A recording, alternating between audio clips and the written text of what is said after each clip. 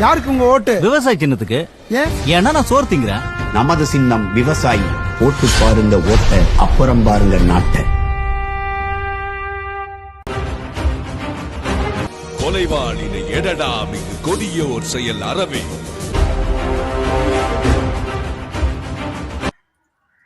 அஸ்ஸலாமு அலைக்கும் ஆஃபிக் பாய். வலைக்கம் சலாம் ரஹமத்துல்லாஹி வரகாத்துஹு. சொல்லுங்க இமாம், என்ன செய்யுங்க? நல்லா இருக்கோம். நீங்கள் எப்படி இருக்கீங்க? அல்ஹம்துலில்லாஹ். சரி, இப்போ ஒரு பக்கம் முதலமைச்சர் ஸ்டாலின் ஒரே விளம்பர திட்டங்களாக அடித்து நொறுக்கிக்கிட்டு போகிறாரு. ஒரு பக்கம் எடப்பாடி பழனிசாமி ஒரே பயணங்களாக சுற்றிக்கிட்டு போகிறாரு. இன்னொரு பக்கம் அண்ணன் சீமான் ஒரே போராட்டமாக அடிச்சுக்கிட்டு போகிறாரு. இதில் எந்த போக்கு சரியான போக்குன்னு நினைக்கிறியா? இதில் என்ன உங்களுக்கு சந்தேகம்? இல்லை, ஆளுங்கட்சியாக உள்ளவங்க அடுத்த கட்ட தேர்தலில் வெற்றி ஒரு சூழ்நிலை இல்லை அப்படின்ட்டு அவங்க உள் மனசுக்குள்ள அவங்களுக்கு தோணிடுச்சு அப்படின்ட்டா விளம்பரத்தை கையில் எடுப்பாங்க. அந்த விளம்பரம் ரெண்டு வகையான விளம்பரமாக இருக்கும். ஐயா காமராஜர் சொன்ன மாதிரி நம்ம செஞ்சதை மக்கள் அனுபவிக்கிறான்ல, அதை மக்கள் சொல்லணும். முதலமைச்சர் எங்களுக்கு இது செஞ்சாரு, அந்த செஞ்சதை சொல்லி வாக்கு வாங்கணும். இன்னொன்று இனிமேல் செய்வோம் அப்படின்னு சொல்லி வாக்கு வாங்கணும். இது ரெண்டையுமே திமுக செய்ய முடியல. ஏன்னா செஞ்சதையும் எடுத்து போட முடியாது, நம்ப மாட்டாங்க. அதனால என்ன செய்யும் அப்படின்னு கேட்டா, சும்மா அந்த கண்கவர் ஆடி தள்ளுபடி இந்த மாதிரி உள்ள விளம்பரங்கள் மாதிரி செஞ்சுட்டு அப்படி கடந்து போவாங்க. இல்ல, இத மக்கள் அந்த விளம்பரத்தை பார்த்தா என்னமோ உண்மையாலுமே நம்ம சிங்கப்பூர்ல நம்ம வாழ்ந்துகிட்டு இருக்கோமோ அப்படிங்கிற மாதிரியான ஒரு ஃபீலிங் ஏற்படுது. ஒரு தட்டு மக்கள் இருக்கிறாங்க, ஒரு மக்கள் அதை கடந்து எரிச்சல் படுறாங்க. அதாவது என்னடா இது, இதையே போட்டுக்கிட்டு இருக்காங்க, என்ன இதையும் செய்ய மாட்டாங்க. நலம் காக்கும் ஸ்டாலினா அரசு மருத்துவமனையை பார்த்தா அது எந்த லட்சணத்துல இருக்குங்கிறது நமக்கே தெரியும். சாதாரண பாமர மக்கள் ஜிஹெச்சுக்கு போயிட்டு வர்றவங்க எல்லாத்துக்குமே அரசு மருத்துவமனை எப்படி இருக்கும், அரசு அலுவலகங்கள் எப்படி இருக்கும், அரசு பள்ளிக்கூடம் எப்படி இருக்கும், எல்லாம் நமக்கு தெரியும். அதுதான் அன்றாட மக்கள் அதை அனுபவிக்கிறானே. ஆனா இது விளம்பரத்தை போட்டு ஒரு தேர்தலை எல்லாம் ஏமாத்திடலாம் மக்களை நினைச்சா இது எவ்வளவு பெரிய கேவலம் மக்களுக்கு. அதுதான் அவங்க மக்கள் நலன் கருதி அரசியல் எந்த அரசியல் கட்சி முன்னெடுக்கலையோ அதனுடைய சூழ்நிலை இறுதியா இப்படித்தான் நிற்கும். அதாவது கையெறும் நிலையில என்னத்தையாவது செஞ்சுட்டா அப்ப டக்குன்னு என்ன செய்வாங்க, ஒரு ஐடி ஒரு விளம்பர தொழில்நுட்பத்தை கூப்பிட்டு வச்சு ஏதாவது பண்ணி அப்படி இப்படின்னு போட்டு மேக்கப்பை போட்டு அப்படியே நகர்த்தி விடுவாங்க. இதுதான் இப்ப ஜனநாயகத்தை உடைக்கிறதே இதுதான். ஜனநாயக சக்தியை வலுவிழக்க செய்யறதும் சரி. இதுல வேற ஒரு நாளைக்கு முன்னாடி முதல்வர் ஸ்டாலின் அவர்களை போய் நலம் விசாரிச்சுட்டு வந்த அண்ணன் நெல்லை முபாரக் எஸ்டிபி கட்சிக்காரர் இருக்காங்கல்ல, அவங்க ஒரு ஸ்டேட்மெண்ட் கொடுக்குறாங்க. முதலமைச்சர் ஸ்டாலின் அவர்கள் சொன்ன திட்டங்கள் எல்லாம் அடித்தட்டு மக்கள் வரைக்கும் போய் சேர்ந்து இருக்குது, அவ்வளவு நல்ல அருமையான திட்டங்களை கொடுத்துருக்காரு அப்படின்னு சொல்லிட்டு. பாவம், அவருக்கும் பசிக்கும்லங்க. என்ன பசி? பதவி பசியா இல்ல பண பசியா? அவர் பசியிலிருந்து விடுதலைன்னு சொல்லியிருக்காரு, பயத்திலிருந்து விடுதலைன்னு சொல்றாரு. அது எந்த பசி தானா? அவருக்கு பசியிலிருந்து பயத்திலிருந்து விடுதலை வந்துரு. எனக்கு பசி விடுதலை இல்லையே, எனக்கு பயமா இருக்க. எஸ்டிபியை பார்க்கல, எனக்கு பயமா இருக்கு. இப்படி இஸ்லாமிய சமூகத்தை கொண்டு போய் அடமான வைக்கிறாங்க. என்னென்னமோ பேசுனாங்க எங்க மேடையில. கடந்த 12-15 வருட காலமா அந்த எஸ்டிபிஐ மேடையில என்ன பேசல. அந்த ஆட்சி அமைப்போம் உமர்லியானுடைய ஆட்சியெல்லாம் பேசுனாங்க. கடைசியா போய் ஸ்டாலின் காலில் நினைக்கிறது தாங்க. இல்ல, ஸ்டாலினை எல்லாம் எதிர்த்து கருணாநிதி ஜெயலலிதாவை எதிர்த்து தானே ஒரு 15 வருஷமா கட்சி ஆரம்பிச்சு நடத்திக்கிட்டு இருக்காங்க. நான் என்ன சொல்றேன், நலம் விசாரிக்க போனீண்டா நல்லா இருக்கீங்களானே, எப்படி இருக்கிறீங்க, எப்படி தலைவர் இருக்கிறீங்க, உடம்ப பாத்துக்கிறீங்க, நீங்க ஒரு நாட்டினுடைய முதலமைச்சரா இருக்கிறீங்க. அத நேர்ல போய் சொல்லணும் கூட அவசியம் இல்ல. ஏன்னா அவர் கூட்டணியில அதோட நிப்பாட்டிக்க, ஒரு அறிக்கை கொடுத்துட்டு அதோட நிப்பாட்டிக்க. அதை விட்டு அடித்தட்டு மக்கள் இருந்து நீ பாத்தியா? அதானே, நீ பாத்தியா? நீங்களும் நானுமே அடித்தட்டு மக்கள் தான். நம்ம அவர் கட்சியிலே இருக்கிறவங்க அடித்தட்டு மக்கள் தானே. உண்மைதான். ஏத்துக்குவானா? ஏத்துக்க மாட்டேன்ல. என்னங்க சாமானியமா ஒரு பிறப்பு சான்றிதழ் வாங்க முடியல, ஒரு இறப்பு சான்றிதழ் வாங்க முடியல, ஒரு வீட்டுமனை பட்டாவை சீர்திருத்த முடியல, ஒரு சுகாதாரமான குடிநீர் வர மாட்டேங்குது, ஒரே கந்தலம் கதக்கலமா வருது தண்ணியில. பிள்ளைங்க போற இடத்துல ஒரு முட்டை கட்டா விளக்கமாத்த வச்சு அடிக்குது ஆயமா. இது எங்க அடித்தட்டு? இதெல்லாம் என்னங்க, இதெல்லாம் அடித்தட்டு மக்கள் இல்லையா? இதெல்லாம் என்ன மேல்தட்டு மக்களா? இதெல்லாம் தேவையில்லாத பேச்சு தானே. பேசுதான் கண்டிப்பா. இது மைக்க நீட்னா எதையாவது பேசணும்னு பேசக்கூடாது. ஏதோ ஒரு அரசியல் பசி மாதிரி தான் தெரியுது நீங்க சொன்ன மாதிரியே. இல்ல, அவங்களுக்கு திமுகவோட கூட்டணியை வச்சு ஜவாஹிருல்லா பேராசிரியருக்கு கொடுத்த மாதிரி ஒரு சீட்டை கொடுத்துட்டா இந்த எஸ்டிபிஐனுடைய தாகம் தணிந்தது. இஸ்லாமிய மக்கள் சிறுபான்மை மக்களை கவசம் கொண்டு பாதுகாத்துருவாங்க. அதுதான் அவங்களுடைய தீம். ஒண்ணும் இல்ல, நம்ம அன்றாடம் பாத்துக்கிட்டு இருக்கோம். ஒவ்வொரு ஊர்களையும் நலம் காக்கும் ஸ்டாலின் ஒரே யூடியூப்ல மட்டும்தான் வருதே ஒழிய, நம்ம கிராமங்கள்ல ஒரு போஸ்டர் அடிச்சு வச்சிருக்காங்க ஒழிய இது வரைக்கும் மக்கள் பரபரப்பா பேசுறதா நம்ம எங்கேயுமே கேள்விப்பட்டது இல்ல. களமாடுறோம் அப்படின்டா, அரசியல் பண்றோம், களமாடுறோம் அப்படின்டா, அதுக்குண்டு ஒரு நாகரிகம் இருக்கணும். புரியுதா உங்களுக்கு? எவன் வீட்டு வாசல்லையும் நுழைஞ்சு சீட்டு கேட்போம் அப்படின்டா அப்புறம் அதுல என்ன இருக்குது? ஜெகலன் பாக்கவி போய் மத்திய சென்னையில நின்றாங்க, ஜெயிச்சாங்களா? மக்கள் ஏத்துக்கணும்ல. அப்புறம் மதவாத கட்சி, ஒரு மதவாத இயக்கத்தை மக்கள் எப்படி ஏத்துக்குவான்? இவர் திண்டுக்கல்ல போய் நின்றாரு, ஜெயிச்சிருவாருன்னு நினைச்சோம். ஜெயிக்கல. இஸ்லாமிய பெல்ட் தான். ஆ. அப்போ நீங்க கூட்டணி வச்ச கட்சிகள் நீங்க ஜெயிக்கன்னு நினைக்கிறீங்க. உங்களை கூட்டணி கட்சி ஜெயிக்க வைக்குமான்னு நினைச்சீங்க. அவங்க உள்ளடி வேலை பார்த்தாங்கன்னா உங்களால எப்படி இது பண்ண முடியும், ஜெயிக்க முடியும்? இது பட்டவர்த்தமா இஸ்லாமிய மக்கள்கிட்ட கேட்டா எஸ்டிபி வந்து ஒரு சமூக நல இயக்கம் அப்படின்னு சொல்லுவாங்க. நீங்க உண்மையாலுமே பழனி பாபாவை அதை தாண்டி இஸ்லாமியர்கள் அல்லாத மக்களிடம் கேட்டா அவங்கள ஒரு மத சிந்தனையத்தை அவங்க பாக்குறாங்க. ஏன்டா நீங்க 15 வருடமா கடந்து வந்த பாதை எப்படி? கிட்டத்தட்ட நாம் தமிழர் கட்சிக்கும் எஸ்டிபிஐக்கும் ஒரே வயசு தான். இவர் ஒரு வயசு மூத்தவர், நாம் தமிழர் கட்சி ஒரு வயசு இளையவர். பாதைகள் எப்படி? அப்புறம் வந்து நீங்க வந்து கொள்கைகளை கொஞ்சம் நவீனம் பண்ணிக்கிட்டு கொஞ்சம் மாற்றிக்கிட்டு நாங்கள் வந்து ஜனநாயகத்தில் நாங்கள் வந்து ஜனநாயக மக்கள் தேர்தல் சந்திக்க போகிறோம், ஜனநாயக மக்களுடைய ஆதரவு வேணும்னு அங்கங்கே சில மாவட்ட செயலாளர்களை நானே இஸ்லாம் அல்லாதவர்களை போட்டு விட்டு அவங்கள மக்கள் ஏற்றுக்குவாங்களா? செயல்பாடு அதுக்கு தக்கன இருக்கணும்ல. பழனி பாபா வந்து திமுக வேணா, அதிமுக வேணா, காங்கிரஸ் வேணா, பிஜேபி வேணா, அந்த நிலைப்பாட்டுல தான் தன்னுடைய ஸ்டார்ட் எடுத்தாரு. கடைசியில அவர் விட்டுட்டு போன இடம் அந்த இடம் தான். அதுல இருந்து சீமான் தொடங்கினாரு. நீங்க என்ன பண்ணிக்கிட்டு இருந்தீங்க? நீங்க மறுபடியும் பிஜேபியவே காமிச்சு அதுல எதிரானவன். என்னுடைய கட்சி நீங்க இறைவனுடைய அருளை பெறுவதற்காக தூய்மையான ஜனநாயக சக்தியா அல்லது தூய்மையான அரசியல் இயக்கத்தை நீங்க கட்டி அமைக்கணும்னு நினைச்சீங்கன்னா உங்களுக்கு திமுகவோட என்ன வேலை? அதிமுகவோட என்ன வேலை? ஒரு புள்ளி. நாங்கள் வந்து உமர் அலி அல்லாஹூ அவர்களுடைய ஆட்சியை நேசித்தவர்கள், அவர்களுடைய ஆட்சியை கேள்விப்பட்டவர்கள், பார்த்தவர்கள். அதை வந்து நாங்க தமிழ்நாட்டுல அமல்படுத்தணும்னு நினைக்கிற உங்க சிந்தனைய மதிக்கிறோம், பாராட்டுறோம், போற்றுறோம். அதெல்லாம் மாற்றம் இல்லை. அதை செய்யறதுக்கு திமுக உங்களுக்கு எந்த வகையில் இசைவு கொடுக்கும்ங்கிறத ஒரு புள்ளியை சொல்லுங்க. ஒரு புள்ளியை சொல்லிருங்க. நீங்க திமுக கூட்டணிக்கு நீங்க விருப்பப்படுறதுக்கு ஆதரவு தெரிவிப்போம். நபிகளாயமே சொல்லியிருக்காங்க, ஒரு மூமின் ஒரு தடவை தான் ஏமாறுவான் அப்படின்னு. பழனி பாபான்னு ஒருத்தன் ஏமாந்து தன் வாழ்க்கையவே முடிச்சிட்டான். நீங்க அந்த வரலாற்றை படிக்காம திராவிடம் நம்மளை காப்பாத்துட்டாரு. ஏடிஎம்கே சொல்லலாம். திராவிடம் நம்மளை காப்பாத்தாது, நமக்கு துரோகம் செய்வான், நம்ம கழுத்து அறுப்பான்னு சொல்லிட்டு போயிட்டாரு. அப்புறம் திருப்பி வந்து ஒரு தடவை ஒரு சம்பவம் சொல்றேன். போன சட்டமன்ற தேர்தல்ல திமுகவினுடைய தேர்தல் பிரச்சார பேனர் இருக்குல்ல, பதாகை. அந்த பதாகையில வந்து எப்படி வந்துச்சுன்னு தெரியல. அந்த பதாகையில வந்து பசியிலிருந்து விடுதலை, பயத்திலிருந்து விடுதலைன்னு எழுதி இருந்துச்சு. சரி, திமுக பேனர். ஐயோ, அந்த போட்டோவை எடுத்து போட்டு இந்த எஸ்டிபிஐ குதி வானத்துக்கும் பூமிக்கும் குதிச்சிட்டாங்க. எங்களுடைய அந்த மோட்டோவை, தார்மீக மந்திரத்தை வந்து திமுக கையில் எடுத்துருச்சு. அப்ப எங்களை கூட்டணியை கூப்பிட்டுருவாங்க அப்படின்னு இன்முகத்தோட புன்முறுகளோட உட்காந்துருந்தாங்க. கடைசியா பார்த்து தட்டி விட்டு போயிட்டாரு. இப்ப நேத்து கொடுத்த பிரஸ் மீட்டை பார்க்க போகும்போது கூட்டணி அந்த பிரஸ் மீட்டை நான் வந்து எப்படின்னு கேட்டா எல்லாத்தையுமே நான் ஏத்துக்கிறேன். அவரு அண்ணன் நெல்லை முபாரக் அண்ணன் பேசின எல்லா கருத்தையும் நான் ஏத்துக்கிறேன். ஆனா இந்த சும்மா போய் நின்றுகிட்டு இந்த ஒரு புகழ் மாலை பாடுற மாதிரி அடித்தட்டு மக்கள் இருந்து திமுகவினுடைய நலத்திட்டங்கள் போயிருந்துச்சுன்னா ஒன்ன சொல்லுங்க. உங்க ஊர்லயே ஏத்துக்க மாட்டாங்க. மேலப்பாளையத்துல ஒன்ன சொல்லுங்க. அடித்தட்டு மக்கள் எழுதி போய் சென்று அரசு நலத்திட்டம் திமுக அன்றாட அனுபவிச்சுக்கிட்டு இருக்கோம். கரண்ட் பில்லு உங்களுடைய தேவை திமுகவுக்கு இருந்தால், உங்களுடைய அரசியல் உண்மையானது திமுக நம்பினால், உங்களுடைய வாக்கு இஸ்லாமியர்கள் வாக்க நீங்க ஒன்று திரட்ட முடியும் என்று திமுக நினைத்தால் உங்களை அழைக்கும். அதை இருந்து இருங்க. அந்த பணியை நீங்க போய் மணி அடிச்சுட்டு வரீங்க. இதே வேலையா உங்களுக்கு? சரி, போதும். இன்னும் நிறைய பேச வேண்டியது இருக்குது. இப்ப இந்த வரிசையில இவர் முதலமைச்சர் ஸ்டாலின் அவர்கள் வந்து ஒரே திட்டங்களா வகுத்துக்கிட்டு போறாரு. எல்லாம் ஏமாற்று திட்டம். இன்னொரு பக்கத்துல முதலமைச்சர் இவர் எடப்பாடி பழனிசாமி ஒரே தொடர் பயணங்களையா செஞ்சுக்கிட்டு இருக்காரு. இன்னொரு பக்கம் மக்களுக்கான உளமாற அண்ணன் கல்விடுதலை மாநாடு நடத்தினாரு, மாடு மேய்க்கிற போராட்டம் நடத்தினாரு. அப்புறம் வந்து நம்ம தேவேந்திர குல வேளாளர் மக்களுக்கு வந்து பட்டியலினத்திலிருந்து வெளியேற்ற சொல்லி ஒரு மாநாடு நடத்தினாரு.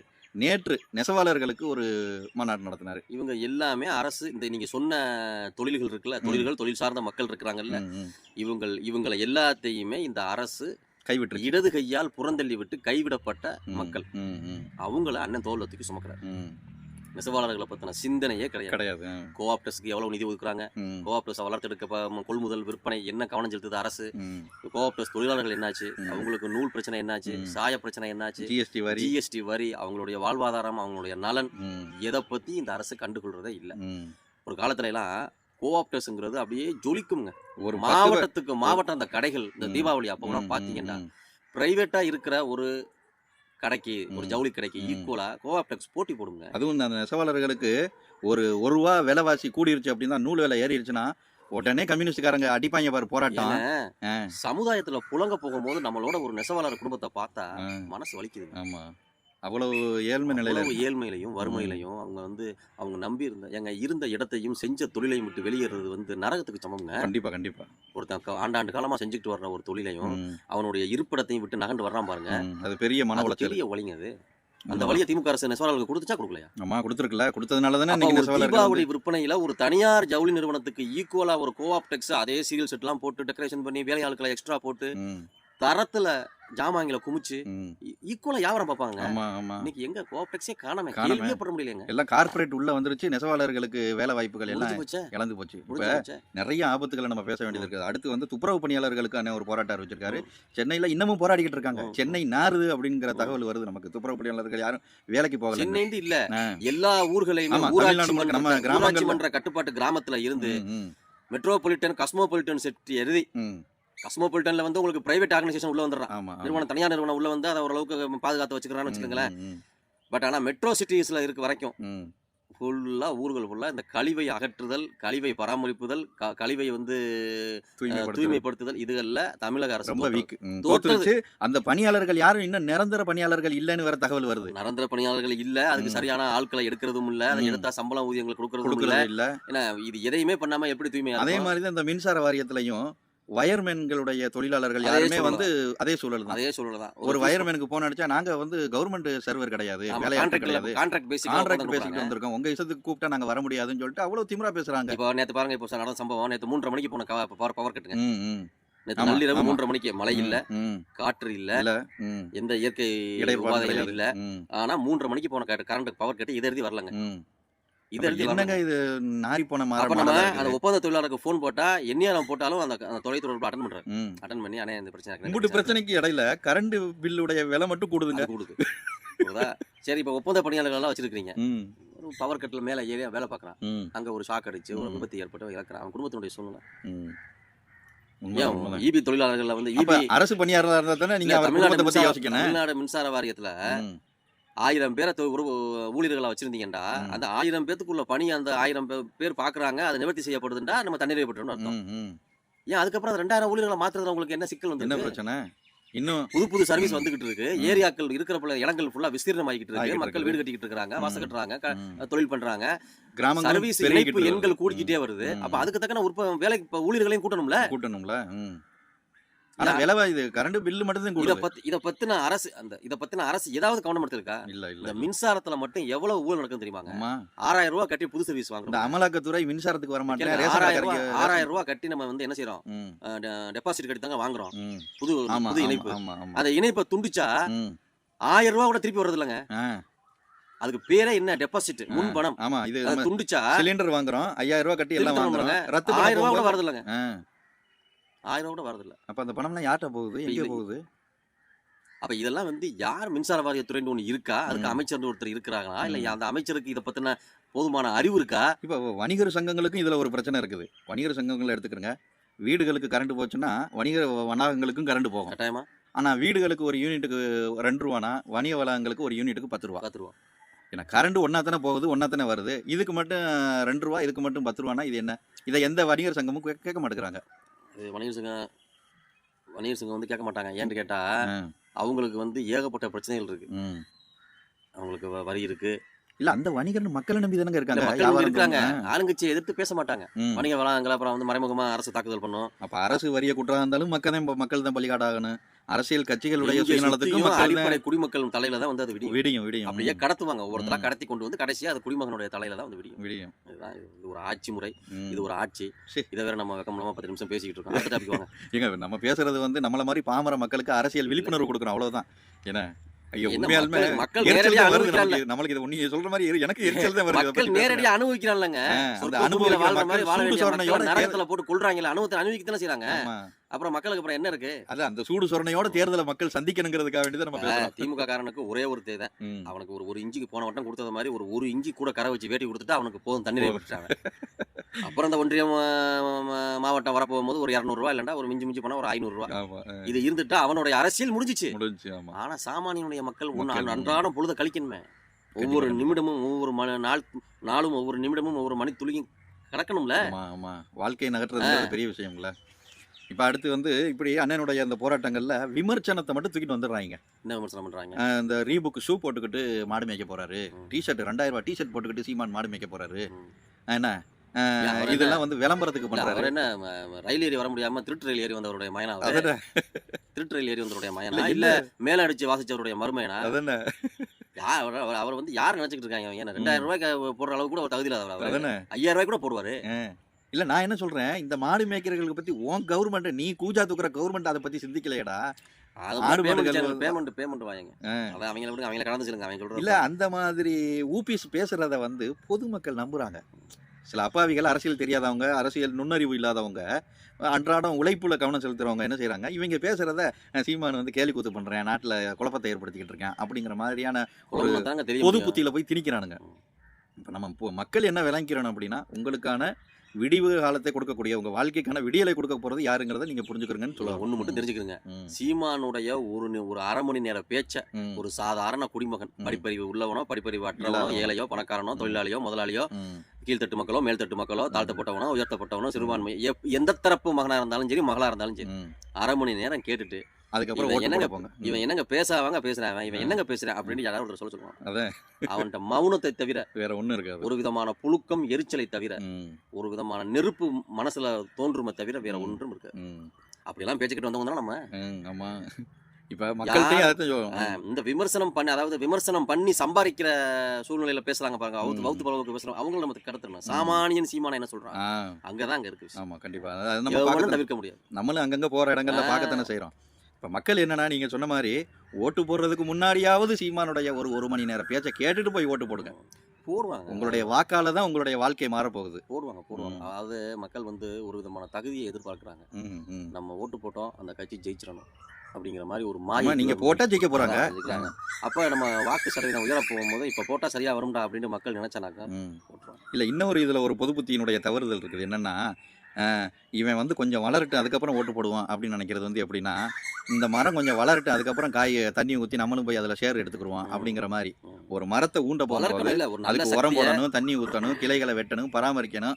அப்போ நீ அந்த மரத்தில் இருந்து கனியை சாப்பிட்றதுங்கிறது உனக்கு உன்னுடைய உரிமை அது. ஆனால் ஒன்றுமே செய்யாமல் அந்த மரத்தை இன்னொருத்தன் வளர்க்க நீ வந்து கரையான் கூடு கட்ட பாம்பு குடியேறுங்கிற மாதிரி ஒருத்தன் கஷ்டப்பட்டு வரப்போகும்போது அவனுக்கு துணை நிற்கலை, அவனை விமர்சனம் பண்ண போகும்போது கேலி பண்ணி சிரிச்சு கொண்டு எல்லாம் பண்ணிவிட்டு, ஆனால் சீமான் முதலமைச்சர் ஆயிட்டாருன்னா பாருங்க, எத்தனை இஸ்லாமிய இயக்கங்கள் பின்னாடி வந்து நாக்க தொங்க போட்டு நிற்கிறாங்கன்னு பாருங்க, எத்தனை சமூக அமைப்புகள் வந்து சீமான் பின்னாடி வந்து கூஜா தூக்குறாங்கன்னு பாருங்க. அதை வந்து இஸ்லாமிய தலைவர்களே சொல்றாங்க. அவர் வந்து அவர் வெற்றி பெறக்கூடிய சூழ்நிலைக்கு அவர் வளர்ந்து வந்துட்டாருன்னு சொன்னா நம்மளே ஆதரவு கொடுப்போம். போய் கூஜா தூக்குறாங்க. அதெல்லாம் கூஜாங்க நம்ம சொல்ல வேண்டியது இல்ல என்னத்துக்கு அந்த ஒரு தயவு உனக்கு எதுக்குன்னு கேக்குறேன். இல்ல அரசியல் பண்ணணும்ல. அரசியல் இது யாருக்கான அரசியல்? மக்களுக்கான அரசியலா நீ பண்றது? ஒரு புரட்சியை ஏற்படுத்தணும், மக்களுக்கான விடிவை ஏற்படுத்தணும்னா ஒரு புரட்சியாளன் வரப்போகும்போது அவனுக்கு துணை நிக்கிறதா நியாயம். நிற்கணும். பட் ஆனா கால சூழ்நிலை அவங்க என்ன சொல்றாங்க, அவங்க நம்ம இஸ்லாமிய தலைவர்கள் மத்தியில பேசுறோமே, பேச போகும்போது அவங்களோட இது என்னன்னு கேட்டா, இந்த தேர்தலில் சீமான் வெற்றி பெற்றுவாரா அப்படின்டா, நீ போட்டா வெற்றி பெற போறாரு. இல்ல அது இருக்கு, போட்டா வெற்றி பெறுவாரா, சிறுபான்மையினுடைய ஓட்டு மட்டும் அப்படியே பேக்கப்பா உங்களுக்கு வந்து சொல்லு. நாலு சவுக்கு சங்கர் டிபேட்ல பேசு. ரவீந்திரன் துரைசாமி சொல்றாருல, அதாவது சீமான் வந்து ஜம்ப் ஆகிட்டே போறாரு. நெல்லை முபாரக் பேசுற மாதிரி அடித்தட்டு மக்கள் அப்படி ஒரு பொய்யான புரபகண்டாவெல்லாம் பேச வேண்டியதில்லை. உண்மையை யதார்த்தமா பேசுங்க. அதாவது ஒரு ஆட்சியாளன் முதல்ல நேர்மை எது, சரி எது, உண்மை எதுங்கிறத முதல்ல தெரிஞ்சிருக்கணும். ஒரு அரசியல் தெரியணும்ல, எது நியாயம் எது தவறுங்க, நியாயத்தை பேசுங்க. அதை விட்டு போய் பார்க்கணும், பார்த்தமேங்கிறதுக்காக முகசுதிக்காக இப்ப எல்லாம் பேசுனா பின்னாடி நம்மளை கூட்டணியில கூப்பிடுவாருங்கிறதுக்காக பேசுறத நம்ம கண்டிக்கிறோம். இது தவறான கருத்து. பொய்ய சொல்லி இது ஒரு மற்ற கட்சிகள் செய்யறத பத்தி பிரச்சனை இல்லை. இஸ்லாமிய கட்சிகள் அதை செய்யக்கூடாது, இஸ்லாமிய இயக்கங்கள் அதை செய்யக்கூடாது. கண்டிப்பா கேட்டா உங்களுக்கு முன்னாடி இஸ்லாம்னு ஒரு வார்த்தை இருக்கு, நீங்க அதுக்கு கட்டுப்பட்டவங்கிறத நீங்க அங்கதான் இருக்கு. மறுமையில போய் பதில் சொல்லணும், பொய்ய சொல்லி எதையும் செய்யக்கூடாதுல்ல, அது அவரு அதை கண்டிக்கிறோம். இப்ப பழனி பாபா அவர்கள் சொன்ன மாதிரி ஒரு சமூகத்தை கொண்டு போய் அடமான வைக்கிறதுக்கு சமம் இது. நிச்சயமா திருமாவளவன் அதான் பண்றாரு, வேல்முருகன் அதான் பண்றாரு, ராமதாஸ் அதான் பண்றாரு, நெல்லை முபாரக் அதான் பண்றாரு, மனிதநேய மக்கள் கட்சி ஜவாஹிருல்லா அதான் பண்றாரு. இதுல ஒன்றும் நம்ம மாற்ற கருத்தே இல்லை. இப்போ அதைத்தான் சொல்ல வர்றேன், ஒருத்தனை ஜெயிக்க வைக்கிறதுக்கு உங்களால் முடிஞ்ச ஒரு உழைப்பை செலுத்துங்க, குறைஞ்சபட்சம் ஒரு வாக்கையாவது செலுத்துங்க. ஒரு மாற்றுன்னு ஒருத்தன் வரப்போகும்போது அவனுக்கு கை கொடுத்து அவனை வெல்ல வைங்க. அதை விட்டு போட்டு அவர் வென்றுவாரா, இது என்ன வியாக்கியான பேச்சுங்கிறேன். வென்றுவாரானா நீ ஓட்டு போட்டா வெல்ல போறாரு. யாருமே எந்த எடுத்த உடனே வெல்றது கிடையாதுல, அதுக்குண்டான காலச்சூழ்நிலை வரப்போகும்போது வெல்லுவாங்கன்னா அதை நம்ம வளர்த்து இருக்கணும்ல. சவுக்கு சங்கர்லாம் வந்து சீமானிய அதிமுக கூட்டணிக்கு வரமாட்டாரு வர வேண்டியதானே, 8% வாக்கு வச்சுக்கிட்டு நீ என்ன கிழிக்க போறியான்னு கேட்க. இதே மக்கள்கிட்ட நீ பேசு, எடப்பாடிக்கும் ஸ்டாலினுக்கு ஓட்டு போடாதீங்க, 60 வருஷம் திராவிட ஆட்சியை பார்த்து மாண்டதாங்க மிச்சம், சீமானுக்கு ஒரு தடவை ஓட்டு போடுங்க டிபேட்ல பேசு. ஏன் உனக்கு வாய் வராதா? இல்ல அது பேசுறதா இருந்தா அவருக்கு சீமான் வந்து அதுக்கு காசு கொடுக்கணும். கொடுக்க மாட்டல, சீமான்ட்ட இருந்தா கொடுப்பாரு. அவர் தான் சொல்லிட்டாரு, அப்படி வளர்த்து கொண்டு வரணுங்கிற அவசியம் இல்ல. எனக்கு இல்ல. மக்கள் புரிந்து, மக்கள் தேவை அறிந்து, ம். மக்களுக்கு தாகம் எடுத்து ம். நம்மள அரியணையில ஏற்றுனா ஏறுவோம். ஒரு வார்த்தை சொல்லுவார் அண்ணன், நீ சாகும் போது உனக்கு என் முகந்தே உனக்கு ஞாபகத்துல வரும். அப்படி இப்ப இன்னொரு பெரிய ஆபத்து நெருங்கி வந்துகிட்டு இருக்குது. இந்த வட மாநிலத்தவர்களுக்கு வாக்குரிமை கொடுத்துட்டதா ஒரு போறாங்க. கொடுக்க போறாங்க. நிறைய பேர் வாங்கிட்டதா கேள்வி. அது முன்னாடி வந்தவங்க எல்லாம் வாங்கிருக்காங்க. வாங்கியிருக்காங்க. நிறைய பேர் வாக்கு செலுத்திக்கிட்டு இருக்காங்கன்னு சொல்லிட்டு அப்ப அப்படிதான் வானதி சீனிவாசன்லாம் கோயம்புத்தூர்ல வென்றாங்க. ஏன்னா இப்ப இது தமிழ்நாடு முழுக்க பரவலாக போகுது அப்படிங்கிற ஒரு ஆபத்து இருக்குது. அண்ணன் கடுமையா எச்சரிக்கை செஞ்சுட்டாங்க. போராட்டம் வெடிக்கும். வாக்காளர்களை அட்டை கொடுக்காத வட மாநிலத்தவர்களுக்கு இதை வந்து ஒரு இன்னர் லைன் பெர்மிட் கொடுத்து இதுல ஒரு சீர்திருத்தம் பண்ணணும்னு சொல்றாங்க. ஏற்கனவே பேசியிருக்காங்க. ஆமா. இப்ப இதுல வந்து திருமாவளவன் அண்ணனும் அறிக்கை கொடுத்துருக்காங்க. வேல்முருகனும் அறிக்கை கொடுத்துருக்காங்க. இதுல எது உளமாற இருக்கும்னு நினைக்கிறீங்க? இப்ப வேல்முருகன் திருமாவளவன் கொடுக்குறாருண்டா, திருமாவளவன் வந்து கொடுக்குறாருண்டா, அவர் கூட்டணியில் இருக்கிறது யார் கூட்டணியில் இருக்கிறாரு? திமுக கூட்டணியில் இருக்கிறாரு. அவர் அறிக்கை கொடுக்கக்கூடாது. அவர் அங்க அழுத்தம் கொடுக்கணும். அவர் அதிகாரத்தை பயன்படுத்தி இப்ப திமுகவுக்கே வடநாட்டவர்களுடைய வாக்கு தேவைப்படுது. அதனாலதான் சத்தம் இல்லாம உட்காந்துட்டு இருக்கு. அது சரி. புரியுதா உங்களுக்கு? வாக்காளர்கள் இந்த தேர்தலில் அப்படியே ஒரு பாதி சதவீதம் அப்படியே மாற போகும்போது இப்ப அண்ணன் ஒரு செய்தி போட்டாப்புல தெரியுமா, நான் 8% வச்சிருக்கேன், திமுக எத்தனை சதவீதம் வச்சிருக்கேன்? அதுக்கு திமுக பதில் சொல்லணும்னு நினைச்சுன்னு வச்சுக்கிறேங்க. அசிங்கப்பட்டு பேரும் தமிழ்நாடு. என்னடா நம்ம அப்ப அரசியல் பண்ணி நம்ம மய அரசியல் பண்ண வந்துட்டான், இன்னமும் இந்த சதவீதம் தான் இருக்காங்க. அது தெரியக்கூடாது. ஓரணியில் கூட்டணி ஓரணியில் தமிழ்நாடு என்ன செய்யுது, பல விரிச்சு இழுக்குது. சுக்கா பிரிச்சு திருமாவளவனுடைய பெர்சன்டேஜ் இந்த இருக்கு, வேல்முருகன் பெர்சன்டேஜ் இந்த இருக்கு, ஜவாஹர்லாலுடைய பெர்சன்டேஜ் இந்த இருக்கு, திமுக இந்த இருக்கு. துணுக்கா காட்ட சொல்லுங்க பார்ப்போம். எங்க திராவிடம் ஜெயிச்சிருச்சு நம்ம கேட்டு நினைக்கிறோம். அதுக்கு தான் அடிக்கடி சவால் விடுறாரு, நீ உங்க அப்பா மேல சத்தியம் விட்டுட்டு வா சமாதி மேல. நீ பிரசன்டேஜ் காமிச்சு புரியா, தனி திமுகவினுடைய தமிழக பிரசன்டேஜ் வாக்கு சதவீதத்தை நீ சொல்லிப்புரு, மீடியாவில் நீ சொல்லிப்புரு. வாய்ப்பில்லை ராஜா, வாய்ப்பில்லை ராஜா. அப்ப அண்ணன் சொன்ன மாதிரி அப்ப தேல் கொட்டின பொத்துன மாதிரி பொத்திக்கிட்டு தான் ராஜா இருக்கேன். அப்ப உனக்கு வடநாட்டுக்காரனுடைய வாக்கு தேவைப்படுது. அதனால ராஜா நீ அமைதியா இருக்க. இப்ப திமுக அமைதியா இருக்கு. சரி, அதுக்கு தெரிஞ்சிருச்சு நமக்கு வாக்கு சதவீதம் குறைய போகுது, நமக்கு வடநாட்டு வாக்கு வெளியில இருந்து வந்தா நான் அட்ஜஸ்ட் பண்ணி கொண்டு போகலாம். சாமி சும்மா இருக்குல்ல, பூசாரி ஏன் குதிக்கிற, திருமாவளவன் எதுக்கு குதிக்கிற? அங்க கேட்டுட்டியா முதல்ல? ஒருவேளை கேட்டிருக்கலாமோ, கேட்டிருப்பாங்களோ. கேட்டிருந்தா சம்மதம் வந்திருக்காத, சாமி இறப்பான் இருப்பாரு. எதுக்கு நீ எதுக்கு கத்துற? இல்ல நாங்க கத்துறோம்டா. இல்ல இதுல உள்ள ஆபத்தை அண்ணன் திருமாவளவன் அவர்கள் வந்து உணர்றாங்களா உணரலையா? எப்படி உணர்வாரு? அவர் உணர்றதை எதையுமே செய்ய முடியாதுங்க. இது கிட்டத்தட்ட எங்க போய் நிப்பட்டோம்னா இன்னொரு ஈழத்தை மாதிரி கொண்டு போய் நிற்ப. வேங்கை வயல் பிரச்சனை இருக்குல்ல, ஆமா, வேங்கை வயல் பிரச்சனைய கேள்வி கேட்டு நான் ஒரு இஸ்லாமிய எத்தனையோ ஆண்டு காலங்களுக்கு முன்னாடி இப்ப சமுதாயத்துல இருந்து இஸ்லாத்துக்கு வந்திருக்கலாம். ஆமா ஆமா, விட்டுருங்க, வந்திருக்கலாம். இப்ப நான் இப்ப கரண்டா நான் வந்து ஒரு இஸ்லாமிய மார்க்கத்தை ஏற்று நான் இருக்கிறேன். எனக்கே வலிச்சிச்சுங்க அதை கேட்டு, வேங்கை வயல் பிரச்சனையை கேட்டு. ஆமா, ஒருத்தனை ரொம்ப மோசமா எப்படி தெரியுமா சித்தரிப்பாங்க தமிழ் வழக்குல, அவன் திங்கிற சொத்துல மணலி போடுறவன்டா அப்படிம்பாங்க. குடிக்கிற தண்ணியில மலத்தை கலக்கிறது ஒண்ணுதான். திங்கிற சொத்துல மண்ணை கூட மன்னிச்சிடலாம், ஆனா குடிக்கிற தண்ணியில மலத்தை கலந்து அந்த விஷயத்தை கேட்டு சாமானிய அதாவது ஒரு மனிதனா இருந்து நம்ம சிந்திக்க போகும்போது, நம்ம மாக்கத்தோட இருந்து சிந்திக்க போகும்போது எனக்கு உண்மையிலே வலிச்சது. தமிழ்நாட்டு எல்லாருக்குமே அது நிலவுல போய் தண்ணீர் இருக்கான தேடுறோம், இங்க இருக்கிற குடிநீர்ல மலத்தை கழிக்கிறாங்க. என்னடா அரசியல் வளர்ச்சி இது? அப்ப என்ன மக்கள் பக்குவப்பட்டு இருக்காங்க? இந்த பெரியார் இங்க என்னத்தை தான் சமூக தலைவர்கள் மக்களை ஒழிச்சாருண்டாங்க. அப்ப என்னத்தை தான் புடுங்கினாரு இந்த பெரியாரு? இப்ப கலைஞர் என்ன புடுங்குற கேள்வி எழும், நார்மலா எழும், மக்கள்கிட்ட மத்தியில எழுத்த சமூக நீதினு கட்சின்னு பேர் வாங்கியிருக்கிற திமுக என்ன புடுங்கி இருக்கு? ஜனநாயக கட்டமைப்புல இருந்து என்னத்தை புடுங்கி இருக்கு அப்படிங்க போகும்போது உண்மையிலே எனக்கெல்லாம் வலிச்சதுங்க. இந்த வலிய திருமாவளவனுக்கு வரலன்னு கேக்குறீங்க. திருமாவளவனுக்கு வலிச்சிருக்குங்கிறீங்க. வலிச்சதுனாலதானே அவர் நேரத்துல தொடர்ந்து இருப்பாரா? வலிச்சிருந்தா அப்ப தீர்வு வாங்கி இன்ன வரைக்கும் நீதி வாங்கி கொடுத்துருப்பாருன்னு சொல்லுவார்களா? ஒரு தாழ்த்தப்பட்ட இனத்தின் தலைவனாக பிரசுரிக்கப்பட்டவன். ஆமா, அண்ணன் சீட்டு கிடைக்கலன்னு கூட்டணி விட்டு வர வேண்டிய அவசியம் இல்ல, ஓட்டு கிடைக்கலன்னு கூட்டணி வர வேண்டிய அவசியம் இல்ல, பணம் கிடைக்கலன்னு வர வேண்டிய அவசியம் இல்ல. என் மக்களின் இந்த விஷயத்திற்காக நான் போராட்ட களத்திற்கு வந்தனோ, எதனுடைய உரிமையை பெறுவதற்காக நான் இந்த சமூக கட்டமைப்புக்குள்ள அரசியல் கட்சியாக நுழைந்தேனோ, அது இலக்க போகும்போது பேசணும்லங்க, கூட்டணி வெளியே வரணும்லங்க. தண்ணீர்ல குடி தண்ணீர்ல மலத்தை கலந்ததுங்கிறது வந்து தீண்டாமையை விட 10 மடங்கு கொடுமையானதுலங்க. அப்ப அதுக்காவது கூட்டணியில இருந்து தற்காலிகமா திமுக விட்டு பிரிஞ்சு வேங்க வேலை கையில் எடுக்கிறேன், பிரச்சனை பண்றேன் செய்யலாம்ல. ஒரு செய்யலாம்லங்க, ஜனநாயக பூர்வமான தலைவர் அதை செஞ்சிருக்கணும். எங்க நாம பெத்த பிள்ளையா இருந்தாலும் சமூக நீதியில இருந்து தவற போகும்போது தம்பி அப்படி செய்யக்கூடாதா, அது தப்பான கணிக்கணும்லங்க. ஆமா, வாய முடிட்டு என் பிள்ளை தான் செய்து உட்காந்துக்கிட்டு இருந்தா அப்புறம் உனக்கு அதை வழி இல்லைன்னு தானே அர்த்தம். அப்ப வந்து திருமாவளவன் வந்து ஆதி திராவிட நலத்துக்கு ஆதி திராவிட குடியை சேராதவர், அவர் அருந்ததிய குடியை சேர்ந்தவர், அவர் திம்மால் பேர் வச்சவர் சொல்றது ஒத்து போகுதா? ஒத்துதான் போகுது. அப்புறம் சொல்றீங்க நிறைய பேர் அப்படியே சோசியல் மீடியால அப்படிதான் சொல்றாங்க. ஆமா, அந்த ஒரிஜினல் ம். அந்த ரத்தமும் அந்த ஜீனும் அந்த வலியும் அந்த துன்பமும் உள்ளவன் பொங்கி எந்திரிச்சிருப்பாங்க வேங்கவேலுக்கு. இவர் அண்ணன் ஏர்போர்ட் மூர்த்தி நான் கேக்குறேன். இன்னமும் ஒவ்வொரு நேர்காணலையும் அதை பத்தி நான் பேசுறாங்க. கேக்குறேன், இளைஞர்கள் இருக்காங்கல்ல, இளைஞர்களுக்கு இன்னைக்கு பொழுதுபோக்கு எவ்வளவு பிரச்சனைகள் இருக்கு, ஆமா, எவ்வளவு காதல் இருக்கு, காமம் இருக்கு, என்டர்டைன்மெண்ட் இருக்கு, படங்கள் இருக்கு, காமெடி இருக்குது. காமெடி இருக்கு, பைக் ரைடிங் இருக்கு, சுற்றுலா தலங்கள் எவ்வளவோ விஷயங்கள், இன்டர்நெட் இருக்கு, எவ்வளவோ விஷயங்கள் இருக்குல்லங்க. அப்படி இருந்து எப்படிங்க தன்னெழுச்சியா ஜல்லிக்கட்டுக்கு போறான்னா? எப்படி ஒருமுகப்பட்டா? காரணம், அவன் தன்னை தமிழனாக நினைத்து கொண்டு அதை உணர்ந்து கொண்டு அந்த ஜீன் அவன் என்ன செஞ்சிருச்சு, டே இது உன்னுடைய உன்னை அந்த உணர்வு திரும்ப அவனுக்கு வேங்கை வேல வரலையே, ஏன்? அதான் எனக்கும் புரியல. அங்க ஒரு சந்தேகம் வருதா? இந்த சந்தேகம் பிறப்பு சந்தேகம் சொல்லலாமா? சொல்லலாமா? எல்லாருமே சாதாரண எல்லா மனிதர்களுக்கும் அந்த இயல்பு. அவர் வந்து அருந்ததிற்குரிய சேர்ந்தவர், அவர் திம்மாலங்கிறத நம்ம ஏற்கல. திருமாவளவனே அதை நிரூபிக்கிறாரு வேங்கை வேல் பிரச்சனை நடந்துகிட்டது மூலியமா. அப்படி என்ன மக்களுடைய தண்ணி தாகத்துல மலம் கலந்ததுக்கு போராடாத உனக்கு நீ கூட்டணி வச்சு என்ன செய்ய போற? உனக்கு திமுக என்ன செய்ய போகுது? பெரிய கேவலம் தான். அதை எவ்வளவு இலகுவா கடந்து போனாங்க தெரியுமா? இந்த கட்டமைப்பு, ஜனநாயக கட்டமைப்பு, இந்த அரசியல் கட்சிகள் கடந்து போனாங்க தெரியுமா? இந்த பெரியார் மண்ணு, பெரியார் பூமி பேசுறவன் ஒருத்தானே இதை பத்தி மறந்துட்டானே, மறந்து கடந்து போயிட்டானே. சீமா மாடு மேய்க்கிறான், சீமா அதை பண்றான், சீமா இதை பண்றான். எவ்வளவு பெரிய பிரச்சனை தெரியுமாங்க? அது பகிரங்கப்படுத்தப்படவே இல்லைங்க, அது பேசப்படவே இல்லை, அது புரட்சி செய்யப்படவே இல்லை. அந்த பிரச்சனை கையில தூக்கி ஒவ்வொருத்தரும் தூக்கி சுமந்திருக்கணும். அவன் எந்த சமூகத்தையும் சேர்ந்து போறான். தாகத்துக்கு குடிக்கிற தண்ணீர் பெரிய துன்பம் தான் இதெல்லாம். அது அரசியலாக்கப்பட்டது அந்த நாட்டுல. இல்ல மீடியாக்கள் அதை விமர்சனம் பண்ணாங்களா? அதுல டிபேட் வச்சாங்களா மீடியாக்கள்? விஜய் கட்சி ஆரம்பிச்சாரான்னு தான் டிபேட் எடுத்தானுங்க மீடியாக்கள். இந்த முக்தாண்ட ஒரு பரதேசி இருக்கானே, இந்த முக்தாண்ட ஒரு பரதேசி இருக்கான்ல, இங்க இருந்து விஜயலட்சுமி தேடி போய் கனடாவுக்கு போனானே, அவன் லூப் அடிக்க போனான்ல, அந்த அவர் அந்த அவன் லூப் அடிக்க போனான்ல. வேங்கவேலுக்கு போனியா நீ? நீ வேங்கவேலுக்கு போனியா நீ? நீ மீடியாக்காரனா? கேடு கட்டவனுங்க. சீமான குறி வச்சு தாக்குறதுல தான் உனக்கு எதுக்கு முக்தாண்ட பேரு? கேள்வி நாயகன் வேற. உனக்கு எதுக்கு முக்தாண்ட பேரு? கேள்வி வேங்கவேல்ல நின்று கேட்க வேண்டியதான கேள்வி.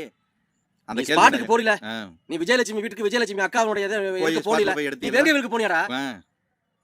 நீ ஒரு சரியான தாய்க்கும் தந்தைக்கும் பிறந்தவனா இருந்திருந்தால், நீ இஸ்லாமிய மார்க்கத்தை ஏற்றது உண்மையாக இருந்திருந்தால், நீ வேங்கவேலுக்கு வந்திருக்கணும். வந்தியா நீ? வரல. இல்ல, எனக்கு ஒரு பெரிய வழி இருக்குங்க. இந்த வேங்கவேல் பிரச்சனையை அப்படியே இளம்பரை காயாம நகர்த்தி கொண்டு போயிட்டாங்க. உண்மைதான். யார் கொண்டு போனது? தமிழக மீடியாக்கள், தமிழக அந்த இனத்துக்காக போராட கட்சி வரிசைக்கிட்டு இருந்த தலைவர்கள், தமிழக அரசு, மனித உரிமை நல இயக்கங்கள், மகளிர் மன்றங்கள், மகளிர் சுய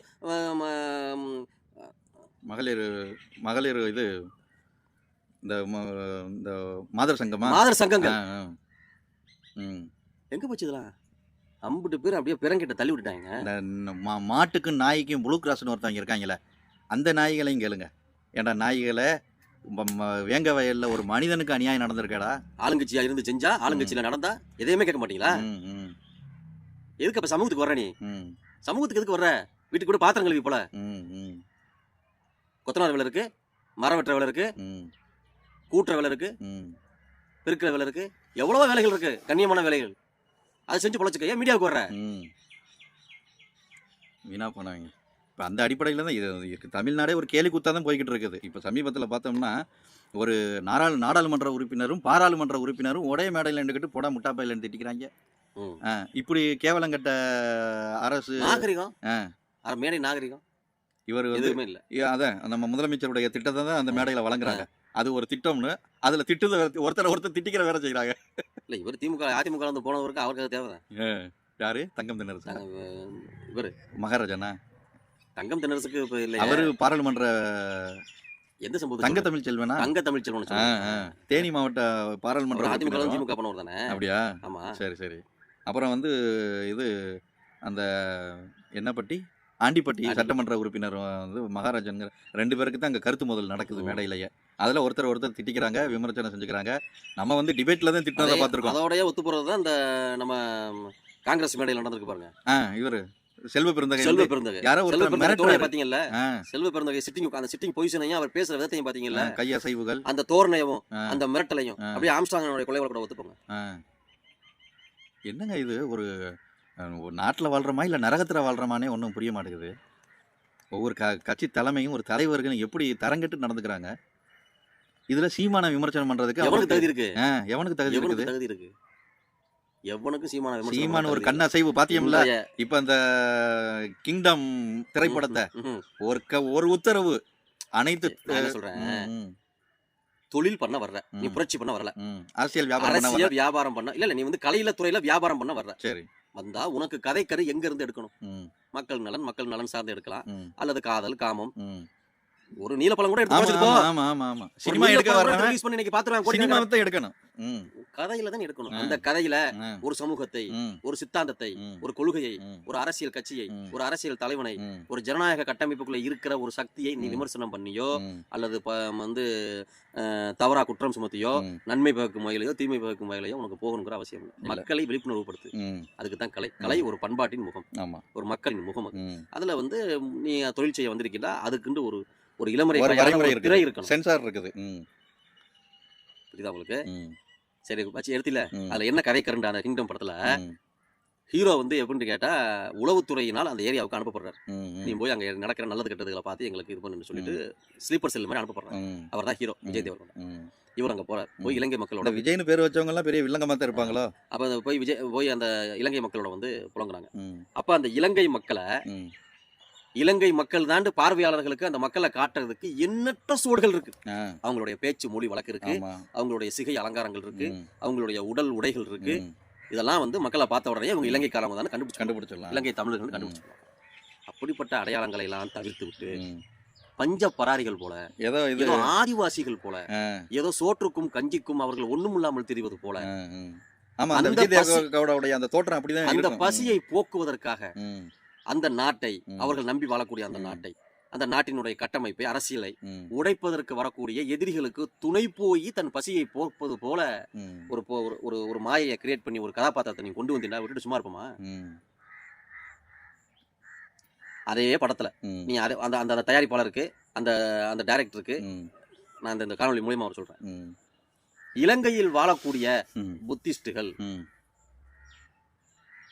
தெலுங்கானாவில் இருந்து இடம்பெயர்ந்த விஜயநகர பேரரசின் எச்சங்கள் அப்படின்னு உன்னால பதிவு செய்ய முடியுமா? முடியாதுல்ல. பதிவு செஞ்சு படம் எடுத்துருவியா நீ? பதிவு செஞ்சானே படம் எடுத்துருவியா நீ? தன்னைத்தானே காட்டி கொடுத்த மாதிரி ஆயிரும். மேல எடுப்பியா நீ? வரலாறு உண்மையை பேசுறேன், நான் வரலாற்றை பேசுறேன். உண்மைதான். விஜயநகர பேரரசின் எச்சங்கள் தான் அங்க புத்திஸ்டுகளாக அங்க இருந்த ஒரிஜினல் புத்திஸ்டுகளோட அதுக்கான சான்று மதுரையில இருக்குது. நாயக்கர் மஹால். எடுப்பியா அந்த படத்தை? எடுப்பியா? இந்த வரலாற்று பூர்வமான படத்தை எடுப்பியா நீ? எடுத்தா உன் படம் ஓடிடுமா? அப்ப தமிழன் எடுத்தா மட்டும் சும்மா விட்டு உட்காந்துருமா? அதானே. இனி அது ஒரு நேரம் இருந்துச்சு, நீ தமிழர்கள் இழிச்சா வாங்கி நினைச்சது. இது சீமானின் காலம், பிரபாகரனின் காலம். கதையை எடு. உன் கதையில யாரை மனதையும் புண்படுத்தாமல் எடு. இல்ல நீனே ஒரு கற்பனையில ஒரு கேங்ஸ்டர் மாதிரி நீ என்ன செய்ய விரும்புறியோ அது கூட எடுத்துக்கோ. எவ்வளவோ நாட்டுல பிரச்சனைகள் இருக்கு. தலை ஒண்ணும் இல்ல, உனக்கு மறுபடியும் ஒரு சவால் விடுறேன். இந்த வெற்றிமாறன் தலைவன்கிற பேர்ல ஒரு படம் எடு நீ. வெற்றிமாறன் எடுத்தாரு இந்த என்ன படம், இப்ப விஜய் சேதுபதி நடிச்சாப்லையா, விடுதலை பாகம் 1 பாகம் 2 நாடே கொண்டாடுச்சு. வெற்றிமாறன் எப்படிப்பட்ட படம்? ஒரு வந்து ஒரு கதைய கருவா வச்சுதான் அந்த உண்மை சம்பவத்தை எடுத்தாரு. ஒரு நாவல எடுத்தாரு. அப்போ கதை எடுக்கிறவன் கதையை கவனமா தேர்ந்தெடு. அப்படியே அதை விட்டு ஒரு சமூகத்து மேல வன்மத்தை தெளிக்கிறதுங்கிறது ஏற்கனவே கேரளா ஸ்டோரியா ஒரே ஆளா நின்று தட்டி முடிச்சிருக்காப்ல. ஆமா ஒரே ஆள் நின்று தட்டி முடிச்சு கேரளா ஸ்டோரியை வந்து தடை செஞ்சாரு, திரையிடக்கூடாதுன்னு. குஜராத் ஆவணத்தை தமிழ்நாடு அரசு தடை செஞ்சுச்சு, மீறி திரையிட்டாரு. அப்ப எது ஓடணும் எது ஓடக்கூடாது, எது என் மக்கள் பார்க்கணும் எதை என் மக்கள் பார்க்க கூடாது, அவன் தான் சீமான். அதுதான் தலைவன், மக்களின் தலைவன் அவன் தான். மக்களுக்கு எது தேவையற்றதுங்கிறது அப்பவே முடிவெடுத்து அதற்கான போராட்டங்கள் முன்னெடுப்புகளை புரட்சிகளை செய்யறவன் தான் தலைவன். அப்படியே என்னத்த கடையா மாதிரி வரட்டும் பார்ப்போம் உட்கார்ந்து தலைவன் இல்லை. ஆனா இதையெல்லாம் மூடி மறைச்சுக்கிட்டு மற்ற தலைவர்கள் பேசுறாங்கல்ல, இஸ்லாமியர்கள் எங்க சொந்தங்கள், அவர்கள் விடுதலைக்காக வேண்டி உயிரை கொடுத்தவர்கள். நான் கேட்கிறேன், இப்ப தியேட்டர் உரிமையாளர்கள் இருக்காங்கல்ல, தியேட்டர் உரிமையாளர்களுக்கு இந்த படங்கள் போட்டு காமிக்கப்பட்டிருக்காது, அந்த சங்க தலைவர்களுக்கு போட்டு காமிக்கப்பட்டிருக்காது. அப்ப திரையிடப்பட போகும்போது நீங்க பாத்துருக்கணும்ல, இது எதை நோக்கி போகுதுன்னு தெரிஞ்சிருக்கணும்ல. அப்ப நீங்க அப்பவே அதை வந்து கண்டிச்சிருக்கணும்ல. இது வந்து ரெண்டாவது தமிழகத்தை பூர்வீகமாக கொண்ட படமும் இல்ல, இது இது ஆந்திரா படம் ரீமேக். ரீமேக் இவ்வளவு முக்கியத்துவம் என்ன? இன்னொன்னு அவங்க எல்லாத்தையுமே பாப்பாங்க, இந்த படம் ஓடுமா, ஹீரோ யாரு, கதை என்ன, இதெல்லாம் பார்த்துதான் ஒரு தியேட்டர் ஓனர் படத்தை எடுப்பாரு. சும்மா எடுக்க மாட்டாரு அவரு. சும்மா டிடி எடுத்து அக்கௌண்ட்ல போட்டோம், பாஸ்வேர்டை வாங்கணும், படத்தை போட்டோம்னா அப்படியே ஓடிட முடியுமா? முடியாதுல்ல. கலை ஒரு மக்களை தயார் செய்யறதுக்குள்ள ஆயுதம். இனி அதுல அரசு ரொம்ப கவனமா இருக்கணும். இனி தமிழ்நாட்டுல தலைவன் ஒரு புரட்சி செய்த தலைவன் அதுல ரொம்ப கவனமா இருப்பான். அப்படி கவனமா இருந்ததுதான் இப்ப கண்டுபிடிச்சது. இப்ப நான் இந்த விஷயத்தை எதுக்கு எடுத்தேன் அப்படின்னா, அண்ணனுடைய ஒற்றை கட்டளையில வந்து இந்த படம் தமிழ்நாடு முழுவதும் தடை செய்யப்பட்டது, ஓடிக்கிட்டு இருந்த படம் நிறுத்தப்பட்டது. இதே சீமான் இளைஞர்களை வேறு விதமாக வழி நடத்தினால், பத்திரிகையாளர் மணி கூட ஒரு இடத்துல சொல்லியிருக்காரு, இதை பதிவு செஞ்சிருக்காரு, இளைஞர்களுக்கு உள்ள கோபத்தை சீமான் தணிக்கிறதுக்கு ஒரு கருவியா இருக்காரு. இளைஞர்களுடைய கோபத்தை தணிக்கும் இடமாக இளைஞர்களுடைய கோபம் வெடிச்சா, மாணவர்கள் போராட்டம் வெடிச்சா, மக்கள் புரட்சி வெடிச்சா இந்த நாடு தாங்காது. அதை தணிக்கும் விதத்தில் சீமான் ஒரு கருவியாக இருக்காருன்னு பத்திரிகையாளர் மணியே பேசியிருக்காரு. அப்படி அண்ணன் ஒரு கண்ணசைவு செஞ்சா இந்த நாடு என்னவாகுங்கிறத அவ்வளவு ஜனநாயக ரீதியில சீமான் கடந்து போறாரு. எல்லா விமர்சனங்களையும் எல்லா அடக்குமுறைகளையும் கடந்து போறாரு. ஆனா இந்த சீமானை கேலி சித்திரமாக ஆக்குறதுக்கு முயற்சி செய்யறாங்க. அது வந்து இந்த மீடியாக்களும் இந்த பணம் பெற்றுக்கொண்டு விமர்சனம் செய்யக்கூடிய விமர்சனம் அவங்கெல்லாம் சொற்ப எண்ணிக்கை. அவங்கெல்லாம் களத்துக்கு இத்தனை லட்சம் ஓட்டு பதிவாக போகும்போது மீடியாக்காரங்களுடைய ஓட்டு எத்தனை லட்சம் ஓட்டா இருக்க போகுது? லட்சக்கணக்கிலோட வராது. மீடியாவை சேர்ந்தவர்கள் யூடியூபர்ஸையும் சேர்த்து லட்சத்துக்குள்ள வராது. அதெல்லாம் இவங்க தட்டி விட்டு அது லட்சங்களை சம்பாதிக்கிறதுக்காண்டி பேசுற பேச்சு தான். அதெல்லாம் மக்கள் சபையாராது, சபையாராது. இப்ப இந்த வாக்காளர் அடையாள அட்டை கொடுக்கறது வந்து இன்னொரு ஈழத்துக்கு சமமான ஒரு மிகப்பெரிய ஆபத்து. நிச்சயமா இதை வந்து ஏனைய இஸ்லாமிய தமிழ் சொந்தங்கள், ஏனைய இஸ்லாமிய கிறிஸ்தவர்கள், ஏனைய தமிழ் கிறிஸ்தவர்கள், தமிழர்கள் இவங்க எல்லாரும் இதை உணரணும். அதை நம்மளுக்கு மக்கள்கிட்ட நம்ம இந்த காணொலி வாயிலாக நம்ம கேட்டுக்குருவோம். இது வந்து எதை நோக்கி தள்ளும் அப்படின்னா இன்னொரு பலஸ்தீன், இன்னொரு இஸ்ரேல், அதிகார பறிப்பு வரும், அதிகார நாடற்ற மக்களாக நம்ம ஆக்கப்படுவோம், அதிகார அத்துமீறல் வரும், அதிகாரத்தை அவங்க கைப்பற்றுவாங்க, நம்ம அவங்கள்ட்ட போய் அதிகாரத்தை கேட்டு நின்று போராடக்கூடிய சூழ்நிலைக்கு உருவாகும். இதை கிட்டத்தட்ட அண்ணன் 5 வருஷம் 10 வருஷத்துக்கு முன்னாடியில இருந்தே பேசிக்கிட்டு வராரு. விளக்கமா சொல்லியிருக்காரு. இவன் என்ன செய்வான், எப்படி அதிகாரத்தை கைப்பற்றுவான், எப்படி உன்னை விரட்டுவான். உனக்கு இலங்கையில இருந்து விரட்ட போகும்போதாவது இங்க தஞ்சம் புகுறதுக்கு தமிழ்நாடுன்னு ஒண்ணு இருந்துச்சு. ஆனா இங்கேயும் இருந்து விரட்டினா நீ எந்த நாட்டுக்கு போவ, கடலுக்குள்ளதான் போய் சாவ அப்படிங்கறதெல்லாம் தெளிவா பேசியிருக்காரு. இதை ஏனைய தலைவர்கள் பேச வேண்டியதானே? ஜனநாயகத்தின் வழி நாங்கள் கட்சி நடத்துறோம். பேச மாட்டாங்க. அதுல அவங்களுக்கு பிஜேபி எடுக்கிற அந்த முன்னெடுப்புல அவங்களுக்கும் அதுல பலன் இருக்கு, அதனால எடுக்க மாட்டாங்க. அப்ப மக்கள் வந்து இவங்களை வந்து இன்னமும் இந்த சமூகத்துல அங்கீகரிச்சு வச்சிருக்காங்களே, எப்படி? எனக்கு அதான் புரிய மாட்டேங்குது. எதிர்ப்பாங்க, மக்கள் எதிர்ப்பாங்க. இப்ப திருப்பூர்ல பாத்தீங்கன்னா ஒரு வடநாட்டு ஊழியர்கள் எல்லாருமே சேர்ந்து ஒரு 100க்கும் மேற்பட்டவர்கள் சேர்ந்து தமிழ் மகன் ஒருத்தனை அடிச்சு துன்புறுத்தினாங்க. ஆமா, ஒரு காவல்துறை கொலை செய்யப்பட்டிருக்காரு, ஒரு பெண் கற்பழிக்கப்பட்டிருக்கா, இனி என்ன அவனுக்கு ஒரு முதலாளி கொலை செய்யப்பட்டிருக்காரு. இதுல இருந்து வடநாட்டுக்காரவங்களுடைய வருகையில இருந்து கூலிப்படைகள் அதிகமாகும். இந்த போராட்டத்துக்கு ஆள் தேர்றது வைக்கிறதுல மனிதவள சப்ளை வந்து வேலைக்கு இருக்கிற மாதிரி எடுப்பாங்க, ஆயுதம் கொடுத்து அடிறாங்க. ஆமா, அந்த மாதிரி வரும். ஒரு கலவரத்தை இலகுவா உற்பத்தி பண்ணிட முடியும். புரியுதா உங்களுக்கு? மொத்த கருத்துல அதாவது இப்ப திமுக அவங்க கலவரம் பண்ணாங்கன்னா கலைஞருக்காகவோ, ஸ்டாலினுக்காகவோ, உதயநிதி ஸ்டாலினுக்காகவோ அல்லது இன்பநிதி ஸ்டாலினுக்காகவோ பண்ணுவாங்க. அது கட்சி அவமரியாதை, சின்ன அவமரியாதை இப்படி பண்ணுவாங்க. ஒரு அதிமுக பண்ணா அவங்க தலைவர், அவங்க கூடிய அவங்க கட்சி அப்படி கொள்கை பண்ணுவாங்க. ஆனால் காசு வாங்கி கொண்டு கலகம் பண்ணணும்னு நினைக்கிறவங்க அவங்களுக்கு காசு வந்தா போதும் எந்த கழகத்தையும் பண்ணுவாங்க. அப்ப திமுகவும் அவங்களை யூஸ் பண்ணிக்கலாம், அதிமுகவும் யூஸ் பண்ணிக்கலாம். மொத்தத்துல தமிழ்நாடு வந்து தரிசு கடை மாறப்போகுது. இதுதான் நடக்க போகுது. மக்கள் அடியாளர்களா, கூலி தொழிலாளிகளா வந்து கூலி படையா மாற போறாங்க. இதுதான் நடக்க போகுது. இந்த வடநாட்டவர்கள் வந்து இங்க செய்ய ஆக மொத்தம் ஒரு பேராபத்து தமிழ்நாட்டுக்கு இருக்குது. நிச்சயமா. இப்ப நம்ம இஸ்லாமிய சொந்தங்களுக்கும் சொல்றோம், நபிகள் நாயகம் வந்து ஒரு மலைக்கு பின்னாடி உங்களை அழிக்கிறதுக்கு ஒரு கூட்டம் வருதுன்னு சொன்னா நீங்க நம்புவீங்களான்னு கேட்டாங்க. அந்த மக்கள் சொன்னாங்க, நாங்கள் நம்புகிறோம். ஏன்னா நீங்கள் வந்து சாதிக்குள்ள மீன், இது வரைக்கும் நீங்கள் பொய் சொன்னதில்லை, நீங்கள் உண்மைதான் பேசுவீங்க, அதனால நீங்கள் சொன்னால் நாங்கள் நம்பத்தை செய்வோம் அப்படின்னு நபிகள் நாயகம் சொல்லியிருக்காங்க. இதே மாதிரி தான் நாங்கள் உண்மையாளர்கள்னு நீங்கள் நம்புறீங்களா நம்பாமல் போகிறீங்களா அது வேறு விஷயம். எங்களை நீங்கள் உண்மையாளர்னு நம்பணுன்னு நாங்கள் உங்கள்கிட்ட நிரூபிக்கணும்னு அவசியமும் இல்லை. ஆனால் நாங்கள் சொல்லுகிற செய்தி, சீமான் சொல்லுகிற செய்தி, இன்னும் இந்த தமிழ்நாட்டில் தமிழர்கள் அடித்து விரட்டப்படுவார்கள். இன்னொரு ஈழமாக, இன்னொரு பலஸ்தீனாக, இன்னொரு காசாவாக தமிழ்நாடு மாறக்கூடாதுங்கிற அக்கறையில் நாங்கள் பேசுகிறோம். புரிஞ்சுக்கிறோங்க மக்களே அப்படின்னு சொல்லுவோம். போர்வால் நண்பர்களுக்கு நன்றியும் வாழ்த்துக்களையும் தெரிவிச்சுக்கிறோம். நன்றி, வாழ்த்துக்கள். நாம் தமிழர்.